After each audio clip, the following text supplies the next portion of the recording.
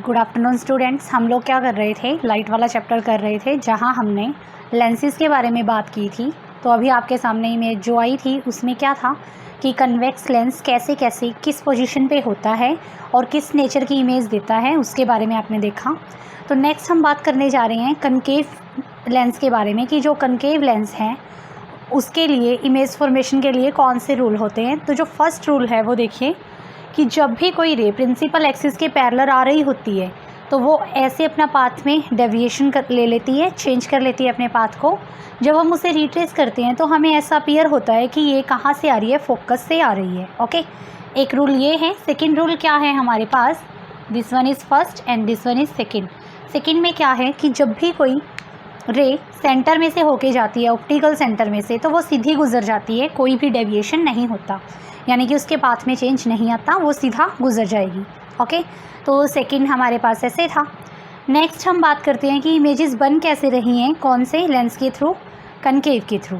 Concave lens लिया, same चीज़ draw करोगे जैसे हमने पहले ड्रॉ की हैं। फोकस भी दोनों दिखाओगे आप लोग और ऑप्टिकल सेंटर बीच में दिखाओगे और साइड पे 2F1 और 2F2 भी दिखाओगे। ओके, मैंने यहाँ ज़्यादा कुछ शो नहीं किया है, आप लोग सब कुछ शो करोगे।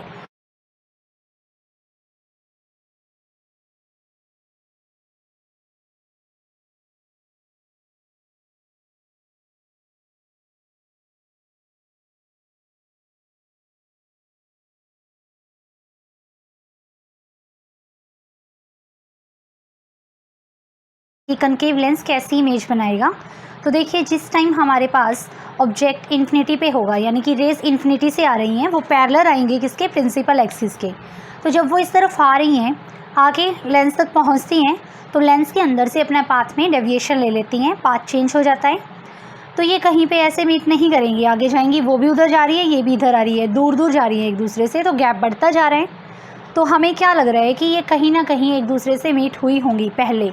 जब हम इनका पाथ रिट्रेस करते हैं तो वो फोकस पे जाके मिलती हैं, यानी कि जो इमेज है वो कहाँ बनेगी, फोकस पे बनेगी।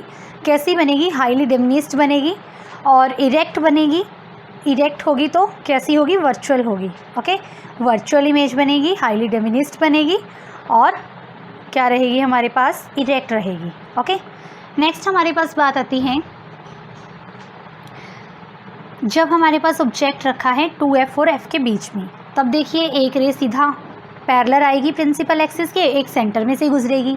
जो पैरेलल आई है वो अपने पाथ में डेविएशन लेगी, मुड़ जाएगी, लेकिन जो सेंटर में से गई है वो एज इट इज़ जाएगी। हमने रूल में भी पढ़ा है ये चीज़ की जब सेंटर में से जाती है पाथ में चेंज नहीं आता। ओके, तो देखिए जब हम इस तरफ जा रही वाली रे को बैक रिट्रेस करेंगे तो वो यहाँ फोकस से आ रही, हमें लगती है कि फोकस से डाइवर्स हो रही है, फोकस से बाहर निकल रही है। ओके, तो ये जहाँ पे ये दोनों रे मीट करेंगी वहाँ पे हमारा क्या बन जाएगी, इमेज बन जाएगी। इमेज क्या होगी, A', B' होगी, जिसका साइज़ क्या होगा, डिमिनिस्ड होगा, स्मॉल होगा, वेरी स्मॉल, बहुत छोटा सा साइज़ बनेगा।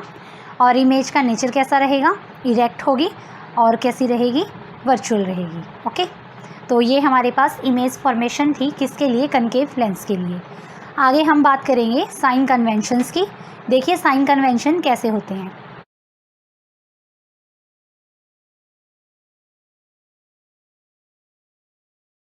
नेक्स्ट हमारे पास आता है, वो आता है new Cartesian sign convention for spherical lenses. कि जो स्फेरिकल लेंस हैं उनके लिए नए जो साइन यूज़ करेंगे हम, प्लस किसे लेना है, माइनस किसे लेना है, वो क्या होगा। तो देखिए जब हमारे पास, आपको पता है जो इंसिडेंट रे है वो हमेशा लेफ़्ट टू राइट मूव करती है। ओके, ये इंसिडेंट रे है जो लेफ़्ट टू राइट मूव कर रही है। सेकेंड चीज़ क्या होती है कि ऑप्टिकल जो सेंटर होगा हमारे पास O, उससे ही हम सारी डिस्टेंसेस को मेज़र करेंगे। जो भी डिस्टेंस हमें मेज़र करनी है, चाहे वो फोकल लेंथ है चाहे वो रेडियस है, उसे हम कहाँ से मेज़र करेंगे, O पॉइंट से। नेक्स्ट बात हमारे पास आती है कि जब भी हम लेफ़्ट टू राइट मूव कर रहे हैं तो चीज़ को क्या लेंगे, पॉजिटिव लेंगे। जैसे जो फोकल लेंथ है हमारे पास वो क्या आएगी, पॉजिटिव आएगी अगर हम यहाँ से यहाँ मूव कर रहे हैं। ओके, लेकिन अगर हम यहाँ से यहाँ मूव करते हैं, यानी लेफ़्ट साइड मूव करते हैं, तो ये हमारे पास क्या आएगी, नेगेटिव आएगी। नेक्स्ट हमारे पास बात आती है जो भी चीज़ हम अपर लेंगे, ऊपर की तरफ लेंगे, उसे हम लेंगे पॉजिटिव में। ओके, यानी कि जो हाइट होगी हमारे पास ऑब्जेक्ट की, तो उसे क्या लेंगे हम, एच पॉजिटिव में लेंगे। और जो हमारे पास इमेज अगर नीचे बन रही है तो उसे क्या लेंगे, नेगेटिव में लेंगे। यानी कि जो चीज़ इधर है वो क्या बनेगी, पॉजिटिव में, और जो चीज़ डाउनवर्ड है वो क्या रहेगी, नेगेटिव में रहेगी। ओके, तो ये कुछ कन्वेंशंस थी जो हमें जानना ज़रूरी था। ये जो कन्वेक्स लेंस का हमारे पास फोकल लेंथ होगा वो क्या रहेगा, पॉजिटिव रहेगा, क्योंकि ये इस डायरेक्शन में जा रहा है। देखिए ये कन्वेक्स है, ये इस डायरेक्शन में जा रहा है। लेकिन अगर केस की बात करते हैं हम कनकेव वाले की, कनकेव पे ये नेगेटिव होगा क्योंकि इस तरफ मेज़र करेंगे हम उसको पहले।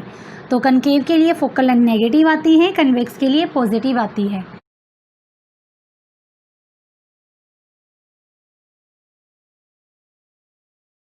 हमने किया था 1/f is equal to 1/u plus 1/v। ये क्या था हमारे पास, मिरर फार्मूला। बात आती है लेंस फार्मूला की। तो जो लेंस फार्मूला है वो क्या है हमारे पास, 1/v minus 1/u is equal to 1/f। यहाँ पे जो v है वो क्या है, ऑब्जेक्ट की जो इमेज बन रही है उसकी डिस्टेंस होगी ऑप्टिकल सेंटर O से। ओके, यानी कि v हमारे पास क्या है, इमेज की डिस्टेंस है ऑप्टिकल सेंटर O से, और u क्या है, ऑब्जेक्ट की डिस्टेंस है ऑप्टिकल सेंटर O से, और f क्या है, फोकल लेंथ होगी। ओके, तो इस तरीके से इस फॉर्मूले का यूज़ करके हम लोग क्या निकाल सकते हैं, इनमें से अगर एक वैल्यू मिस है तो उसको फाइंड आउट कर सकते हैं, सेम जैसे हमने मिरर फार्मूला में किया था। ओके,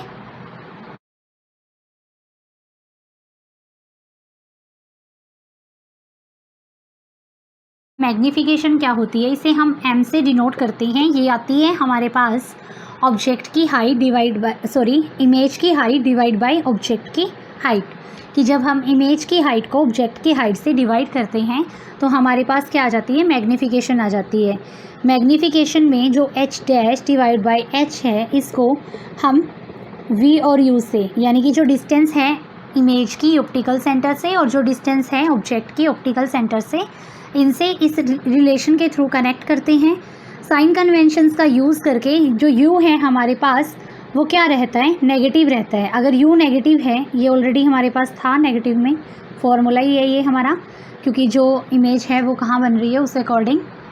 नेक्स्ट जो है देखिए, अगर u नेगेटिव हो जाए साइन कन्वेंशन का यूज़ करके, तो h dash divide by h is equal to v divide by minus u। Minus to minus cancel दोनों तरफ हैं, तो हमारे पास मैग्नीफिकेशन जो है वो किसके इक्वल आ जाएगी, h dash divide by h is equal to v upon u। तो आप इस फॉर्मूले का यूज़ करके अगर आपको कोई दो चीज़ें दी हैं, तीसरी निकालनी है, निकाल सकते हो, या तो इन दोनों को लेकर के, या फिर इसको इसके साथ लेकर के, या फिर इन चारों को आपस में लेकर के आप किसी भी फोर्थ वैल्यू को निकाल पाओगे। ओके,